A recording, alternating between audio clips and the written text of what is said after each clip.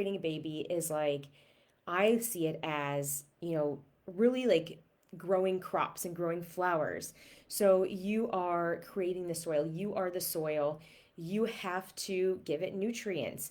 You have to pull the weeds out. So the releasing to receive manifesting part is all about how to remove those weeds. Um, so what it is that you do actually need to remove, there's a lot of things that you might not necessarily know.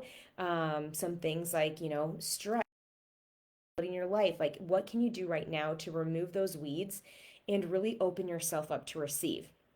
Now, if you haven't seen that part, that is probably the most important. So go back to that video and watch that after you watch this. So a lot of people freak out because they're like, well, I'm starting to release all these weeds. I'm starting to release all these negative emotions and these traumas that I've had with previous miscarriages and things like that.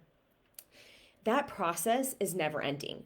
And it's always so good to go back and watch, but don't get discouraged if you are picking out those weeds, you are releasing traumas, you are releasing any blocks that's keeping you from becoming pregnant. It's never ending. There are always more layers. It's kind of like the onion, like you just keep peeling the layers off. As long as you are working on those, especially with any negative feelings that come up right now, like actually sitting with them and feeling them and being able to release them. So you will be going back and forth between this part of manifestation and the other part. So don't be discouraged if you're like, well, I still have all these things I'm working on. It doesn't matter. As long as you are aware of them and you are working on them and you are taking care of yourself, this is great. Okay, so the releasing to receive was pulling the weeds, and this masterclass today is all about giving yourself the nutrients, giving that seed the sunlight. So, this is what you really need to start growing that baby, to start manifesting that baby. And, you can still grow things with weeds. However, if your soil becomes too overgrown with weeds, there's no room to grow a baby.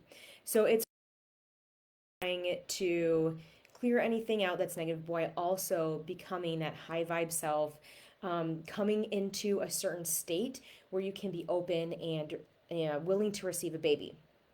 So, life is from the inside. I can't remember if I touched on this in the first one, but one of the laws of manifestation is the law of mirrors.